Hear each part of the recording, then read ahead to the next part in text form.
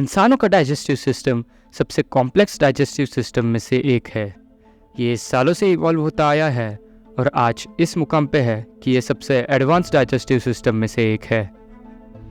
इससे पहले कि हम हमारे पाचन तंत्र के इस अनोखे सफ़र की शुरुआत करें, हम ये जान लेते हैं कि इस प्रक्रिया में आपके कौन कौन से अंग आपका साथ देते हैं। इसमें मौजूद है ये रेक्टम, ये लार्ज इंटेस्टाइन, ये स्मॉल इंटेस्टाइन, पैनक्रियास, हमारा पेट यानी स्टमक, लिवर, या पाइप जैसा दिखने वाला हिस्सा यानी ईसोफेगस, और आखिर में हमारा मुंह।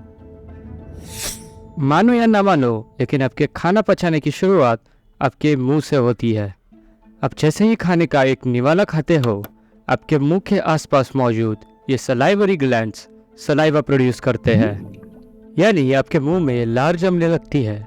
आपकी इस लार यानी सलाइवा में मौजूद होता है एक डाइजेस्टिव एंजाइम जिसे एमिलेज कहते हैं, जो आपके खाने में मौजूद कार्बोहाइड्रेट्स को ब्रेक डाउन करता है। आगे ये खाना गुजरेगा ईसोफेगस से, यानी आपकी भोजन नलिका से, और अगर आपको लग रहा है आपका खाया हुआ खाना इस नली से सीधा गिरकर आपके पेट में जाता है, तो आप गलत हो।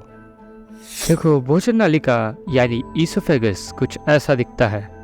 निवाले के एंटर करते ही ये कुछ इस तरह से कॉन्ट्रैक्ट होकर खाने को आगे पुश करता है।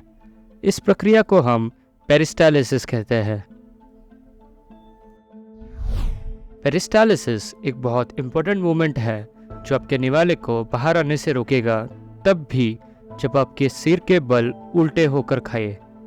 निवाला अपना सफ़र जारी रखेगा ईसोफेगस से ट्रैवल कर आपके पेट तक। आपके पेट के अंदरूनी हिस्से में एक वॉल होती है। इस वॉल को हम रूगे बुलाते हैं, जो आपके पेट के साइज को बढ़ाती है जैसे जैसे आप खाने को ठूसते जाते हो। ईसोफेगस और स्टमक के बीच वाली ओपनिंग कुछ इस तरह से क्लोज्ड होती है। निवाला जैसे ही आपके स्टमक की तरफ पहुंचता है, ये ओपनिंग कुछ इस तरह से निवाले को पेट के अंदर आने देती है। हमारे पेट के अंदर कुछ डाइजेस्टिव जूसेस मौजूद होते हैं जो फूड को डाइजेस्ट करने में हेल्प करते हैं।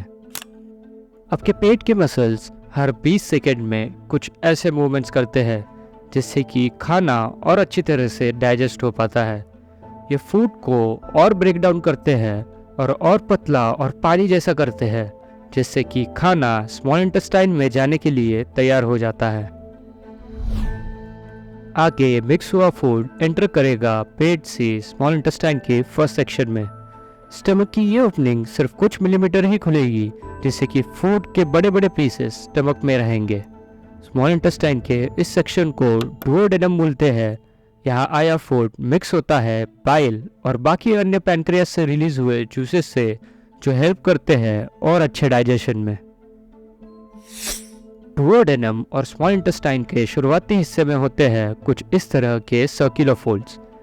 इन फोल्ड से स्मॉल इंटेस्टाइन में आया फूड और इंटेस्टाइन की वॉल्स का कांटेक्ट बढ़ जाता है। ये फोल्ड्स कवर्ड होते हैं उंगली जैसे छोटी छोटी चीज़ों से, जिन्हें विलाई कहते हैं।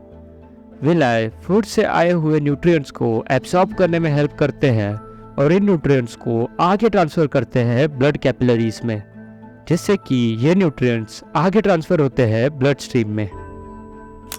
फूड आगे स्मॉल इंटेस्टाइन में अपना सफ़र जारी रखेगा।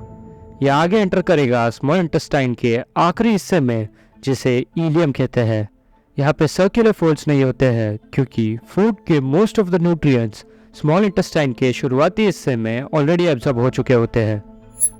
ठीक ईसोफेगस की तरह खाना इंटेस्टाइन में भी पेरिस्टालिसिस की हेल्प से ट्रांसफ़र होगा। इसके साथ साथ कुछ इस तरह की एक अनोखी मूवमेंट होगी, इसे सेगमेंटेशन कहते हैं, जो फूड को और अच्छी तरह से मिक्स करने में हेल्प करता है। स्मॉल इंटेस्टाइन घिरा होता है लार्ज इंटेस्टाइन से। लार्ज इंटेस्टाइन स्मॉल इंटेस्टाइन से मोटा होता है और कुछ 1 मीटर लंबा होता है। फूड स्मॉल इंटेस्टाइन से लार्ज इंटेस्टाइन में एंटर करेगा और अपना सफ़र जारी रखेगा। लार्ज इंटेस्टाइन में स्मॉल इंटेस्टाइन की तरह विलाई नहीं होते क्योंकि most of the nutrients already absorb हो चुके होते हैं, लेकिन यहाँ अरबों और खरबों की तादाद में कई प्रकार के बैक्टीरिया मौजूद होते हैं जो कई प्रकार के विटामिन्स प्रोड्यूस करते हैं और भी बहुत सारे अन्य काम करते हैं। पेरिस्टालिसिस की हेल्प से खाना लार्ज इंटेस्टाइन में ट्रैवल करेगा। यहाँ खाने में मौजूद पानी को निकाला जाएगा और म्यूकस ऐड किया जाएगा, जिससे कि बचे कुछ चीज़ें जो स्मॉल और लार्ज इंटेस्टाइन में एब्सॉर्ब नहीं हो पाई थी वो रेक्टम में स्टोर हो जाए और आगे एनस से ये आसानी से शरीर के बाहर निकल पाए।